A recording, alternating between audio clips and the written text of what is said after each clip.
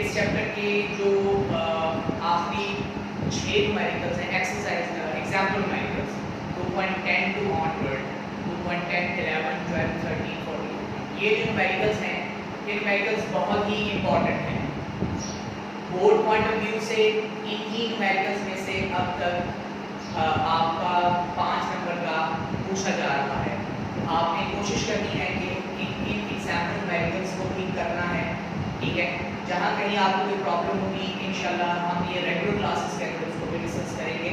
मैं करीब उन एग्जाम्पल न्यूमेरिकल्स की भी वीडियो इंशाल्लाह जल्द अपलोड करूँगा।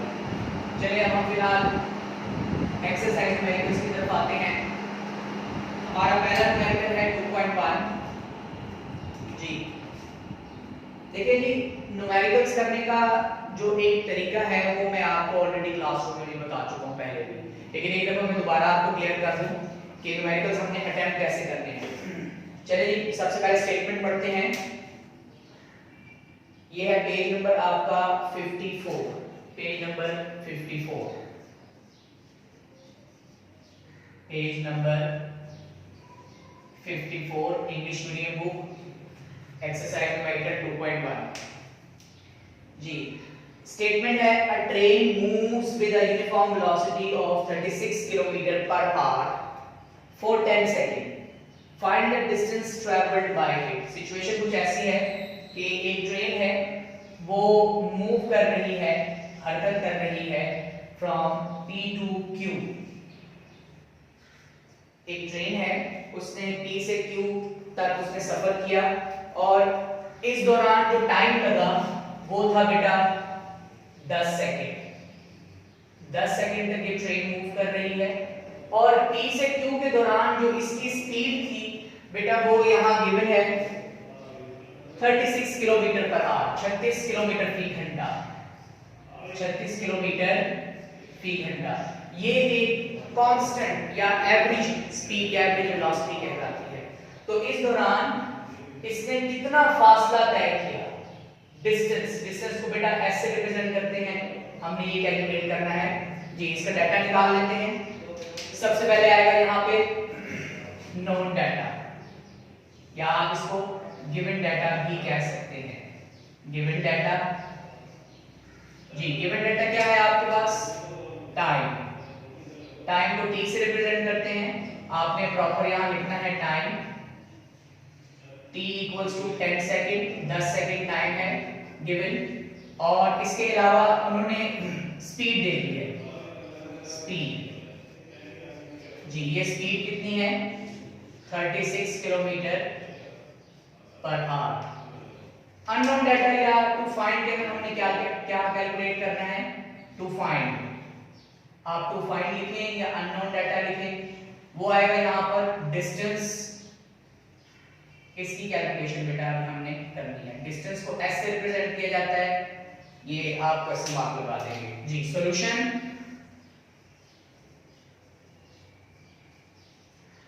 देखिए जी आपने देखना है कि आपके पास गिवन डाटा और अननोन डाटा या टू फाइंड क्या है, मतलब क्या है।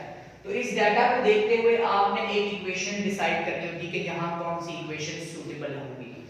जी हम देखेंगे, हमारे पास T है, V है और S हमारे पास यहाँ पर अननोन डाटा के तौर पर मौजूद है। तो हमें अपने चैप्टर के अंदर एक इक्वेशन याद आती है स्पीड की। जी स्पीड का फार्मूला क्या था? वी नो दैट, हम ये जानते हैं, we know that speed equals to distance over time. Speed जो है वो डिस्टेंस को टाइम पर डिवाइड करने से निकलता है।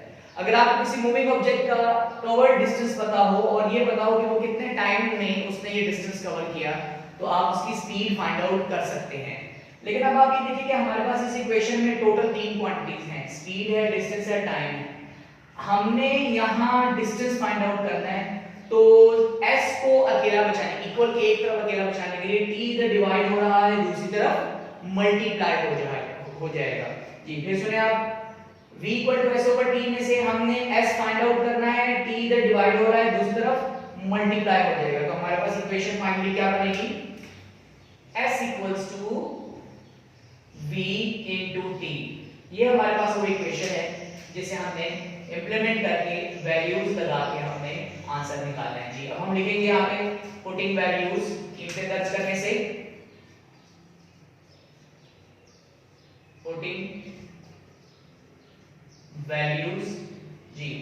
पहले आप इक्वेशन लिखें s equals to v into t जी। v की जगह क्या आ जाएगा आपके पास?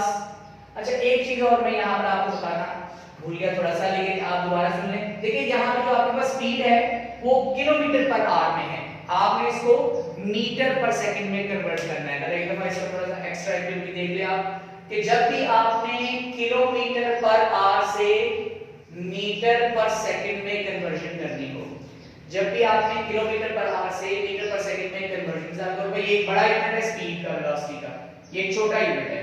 तो जब ये कन्वर्जन करनी हो तो आपने क्या करना होता है, गिवन वैल्यू को मल्टीप्लाई करना होता है 1000 के साथ और 3600 पर डिवाइड करना है। अब आपके पास गिवन वैल्यू क्या है? गिवन वैल्यू है 36, ठीक है, ये आपके पास गिवन वैल्यू होगी जिसे आपने कन्वर्ट करना है। 36 को मल्टीप्लाई करते हैं आप 1000 के साथ डिवाइडेड बाय 3600, ये क्या बन जाएगा आपके पास 36000 डिवाइडेड बाय 3600, ये दो जीरोस की जीरोस के साथ cancel, 360 divided by 36 answer will be 10। अब जो यहाँ यूनिट लगेगा वो लगेगा बेटा मीटर पर सेकंड। तो इसका मतलब ये हुआ कि 36 किलोमीटर फी घंटा को मीटर फी सेकंड में 10 लिखा जाता है, मतलब आपने इसको कन्वर्ट किया है।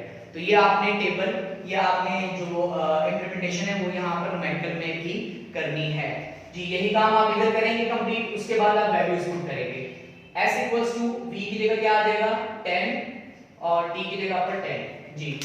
v 10 जो अभी हमने निकाला है, ठीक है, ये आपके पास v कैलकुलेट हो चुका है। इसकी वजह क्या है? इसकी वजह ये है कि सिस्टम इंटरनेशनल में हमने एक जनरल यूनिट्स निकालने होते हैं, उसी के जरिए हमने इसको सॉल्व करना होता है जी। 10 मल्टीप्लाई बाय 10 जी, आंसर आएगा आपके पास 100 metre. That will be the covered distance of the train of the moving object. अब आप यहां फाइनल एक हेडिंग लिखेंगे कंक्लूजन, नतीजा जी। आपको क्या कंक्लूजन बनेगा? हेंस जी, यहां हम लिखेंगे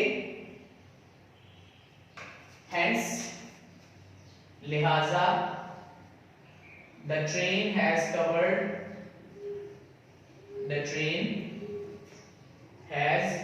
covered distance of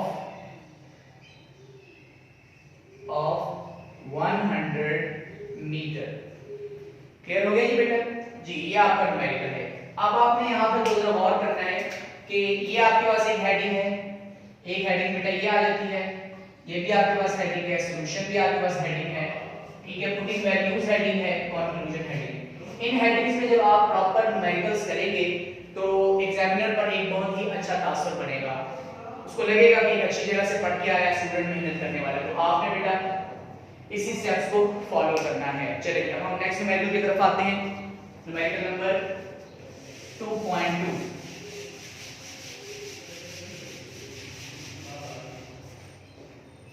ji. Numerical 2.2 statement पढ़ने लगा हूं मैं।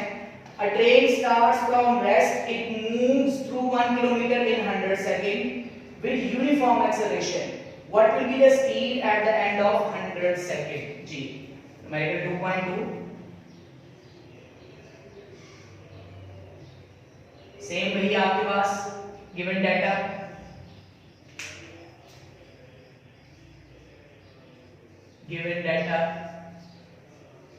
या नॉन डाटा भी आप इसको बेटा लिख सकते हैं जी। आपके पास गिवन डाटा क्या है? एक ट्रेन है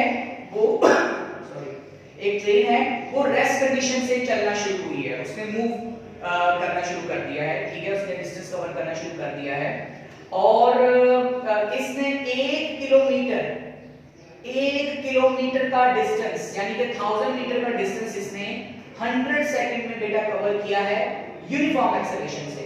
अब वो ये पूछते हैं what will be its speed after 100 second, यानी कि टाइम के बाद की जो उसकी स्पीड है, वेलोसिटी है, वो क्या होगी जी। जरा सिचुएशन भी अब आप देख लें, एक ट्रेन है वो यहाँ पर रेस्ट कंडीशन में है, तो चूंकि ये यहाँ रेस्ट कंडीशन में है तो गिवन डाटा में हम लिखेंगे इनिशियल वेलोसिटी 0। रेस्ट कंडीशन में है, जो ऑब्जेक्ट रेस्ट कंडीशन में होता है उसकी स्पीड वेलोसिटी 0 होती है। अच्छा, इसके बाद इस ट्रेन ने कितना डिस्टेंस कवर किया, 1 किलोमीटर, यानी कि आप लिखेंगे यहाँ पर s equals to 1 kilometre, that will be equals to 1000 metre. 1 kilometre 1000 metre के बराबर होता है।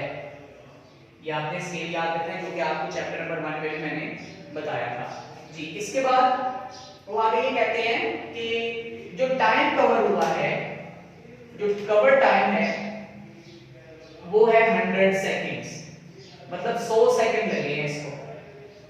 t equals to 100 सेकंड जी। ये आपके पास गिवन डाटा आ चुका है विद यूनिफॉर्म एक्सेलरेशन। देखिए इसने कहा है कि एक्सेलरेशन जो है ना वो यूनिफॉर्म है, तो हमें एक्सेलरेशन की कैलकुलेशन भी यहां करनी है जी। अननोन डाटा में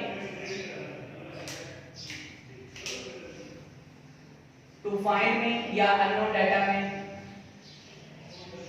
आपने कैलकुलेट करना है, सबसे पहले एक्सेलरेशन निकालनी है और उसके बाद आपने निकालना है कि 100 सेकंड के बाद आफ्टर 100 सेकंड्स इसकी वेलोसिटी, फाइनल वेलोसिटी क्या थी इस पोजीशन पर। ये p पोजीशन है और ये q पोजीशन है, फर्स्ट किया। बहुत ही आसान न्यूमेरिकल है। एक चीज यहाँ याद रहे बेटा आपको कि जब आपने न्यूमेरिकल्स करने हैं तो एक्सेलरेशन एक बहुत ही की फैक्टर है आपके पास। एक्सेलरेशन जो है ये बहुत ही की फैक्टर, बहुत इंपॉर्टेंट आपका डाटा है, इसका होना बहुत जरूरी है ताकि आप कोई भी इक्वेशन ऑफ मोशन लगा सके। आपको याद होगा हमने 3 इक्वेशन ऑफ मोशन की थी जी। First equation of motion was Vf equals to Vi plus At। Second equation of motion S equals to Vit plus 1 over 2 At square। Similarly third equation of motion 2As equals to 3F square minus Vi square जी। इन equation of motion को हमने अपने अपने numericals में implement करना है। अच्छा, अब हम ये देखेंगे कि हमारे पास गिवन डाटा में इनिशियल वेलोसिटी है, डिस्टेंस है, टाइम है, फाइनल वेलोसिटी उसने कैलकुलेट करने का कहा है। लेकिन बेटा याद रहे कि फाइनल वेलोसिटी की कैलकुलेशन जब हम इन इक्वेशन ऑफ मोशन से करेंगे तो हम without acceleration as a data अगर मौजूद ना हो तो हम नहीं कर सकते। जरूर अगर आप देख लें कि फाइनल वेलोसिटी तो उसने कहा है कि निकालें, यहां कहां फाइनल वेलोसिटी है, फर्स्ट इक्वेशन ऑफ मोशन में फाइनल वेलोसिटी है और थर्ड इक्वेशन में। सेकंड इक्वेशन ऑफ मोशन में फाइनल वेलोसिटी मौजूद नहीं है। सेकंड इक्वेशन ऑफ मोशन में फाइनल वेलोसिटी मौजूद नहीं है, अगर आप गौर से देखें तो, ठीक है जी। अच्छा, आपसे एक रिक्वेस्ट है, जब एक इक्वेशन लिखी जाती है तो ये इक्वेशन आप अपने पास एक कॉपी के ऊपर लिख लिया करें ताकि आपके लिए वो भी हेल्पफुल हो जी। आगे चलते हैं। अब हमने पहले एक्सेलरेशन की कैलकुलेशन करनी है, तो जो हमारे पास डाटा गिवन है इसको यूज करते हुए एक्सेलरेशन हम कैसे निकाल सकते हैं, सेकंड इक्वेशन ऑफ मोशन से। ये जरा आसान है, सेकंड इक्वेशन ऑफ मोशन से एक्सेलरेशन निकाल लेंगे जी।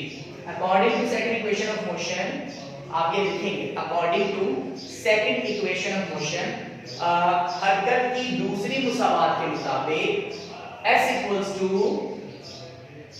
Vit plus 1 over 2 At square। ये आपके पास बेटा इक्वेशन लगती है। अब आप इसी में वैल्यूज डायरेक्ट पुट कर दें जी। पुटिंग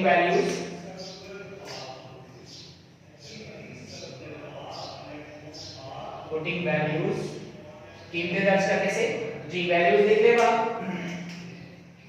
s की जगह क्या आएगा जी 1000 equals to Vit plus 1 over 2 A T का स्क्वायर। ये मैंने जरा एक फॉर्मूला बना दिया है जी। Vi इनिशियल वेलोसिटी कितनी है बेटा 0, टाइम कितना है 100, 1 over 2 A T 100 का स्क्वायर। तो बेटा ये क्या बन जाएगा आपके पास 1000 इक्वल्स टू 0, जिसके साथ मल्टीप्लाई और डिवाइड हो आंसर 0 आता है, तो 0 multiply by 100 equals to 0 plus 1 over 2 A as it is आ जाएगा बेटा, और 100 का स्क्वायर, 100 का स्क्वायर बनेगा कितना बनेगा, 100 मल्टीप्लाई बाय 100 या 100 का स्क्वायर ले लें आप जी 10,000। क्लियर जी। अब आप इसको जरा थोड़ा सेट करके लिखेंगे यहाँ कि 1000 इक्वल्स टू 1/2 a 10,000, ये मल्टीप्लाई में आ रहा है सब कुछ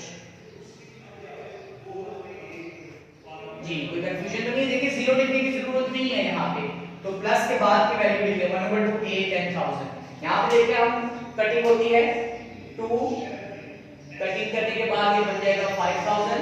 तो अब आपके पास सिचुएशन क्या बन चुकी है, 1000 इक्वल्स टू a, ये वाला a एज इट इज आएगा a एंड 5000, क्योंकि इसकी कटिंग हो चुकी है 2 के साथ, तो यहाँ आ जाएगा 5000। आपको याद होगा मैंने आपको शुरू में बताया था कि हमने पहले एक्सेलरेशन फाइंड आउट करनी है। अब ये देखिए एक्सेलरेशन फाइंड आउट करनी है 5000, एक्सेलरेशन के साथ यहाँ मल्टीप्लाई हो रहा है, तो दूसरी तरफ डिवाइड हो जाएगा तो एक्सेलरेशन अकेला बच जाएगा। तो एक्सेलरेशन किसके बराबर आएगा, acceleration equals to 1000 divided by 5000 जी। 3 0 तीनों 0 के साथ कैंसिल हो जाएंगे, तो 1 divided by 5 acceleration will be equals to 0.2 meter per second square। ये आपके पास डेटा एक्सेलरेशन आ चुकी है। अब आप ये देखिए कि हमारे पास जो डाटा है initial velocity, distance, time, acceleration, ठीक है, इन तमाम वैल्यूज को यूज करते हुए अब हम चाहे फर्स्ट इक्वेशन मोशन से vf निकाल लें चाहे थर्ड से निकाल लें, हम फर्स्ट इक्वेशन मोशन को लगाकर ही फाइनल वेलोसिटी कैलकुलेट करेंगे। हम दोबारा लिखेंगे यहाँ पर according to first equation of motion, according to first EOM आप वैल्यू लिखेंगे यहाँ पे vf equals to vi plus at। इसके बाद दोबारा आप हेडिंग देंगे putting values and values put करना शुरू कर देंगे। vf इक्वल्स टू vi कितना है आपके पास, यहां से देखिए आप vi 0 प्लस एक्सेलरेशन कितना है आपके पास 0.2, जो कि अभी आपने ऊपर कैलकुलेट किया। अब आपको समझ आ गई होगी कि हमने फाइनल वेलोसिटी की कैलकुलेशन के लिए हमारे पास एक्सेलरेशन का होना जरूरी था, इस वजह से हमने यहाँ पर एक्सेलरेशन की जगह 0.2 लगाया है जी। मल्टीप्लाई बाय e कितना है, आपने अपने डाटा से देख के वैल्यूज पुट कर दिया बेटा 100, तो ये आपके पास बन जाएगा 20 मीटर पर second, that will be your final velocity. तो हमें ये क्लियर हो गया है कि वो जो ट्रेन जो कि रेस्ट कंडीशन से स्टार्ट हुई थी 100 सेकेंड में 1 किलोमीटर का डिस्टेंस जब कवर किया तो क्यू पर उसकी स्पीड कितनी थी 20 मीटर पर सेकेंड। ये बेटा आपके पास आंसर आ जाएगा। अब आप एंड पर बिल्कुल फाइनल हेडिंग देंगे कंक्लूजन, आप कंक्लूजन लिख लें या आप रिजल्ट लिख लें। अब आप यहां लिखेंगे hence the speed of train after 100 second will be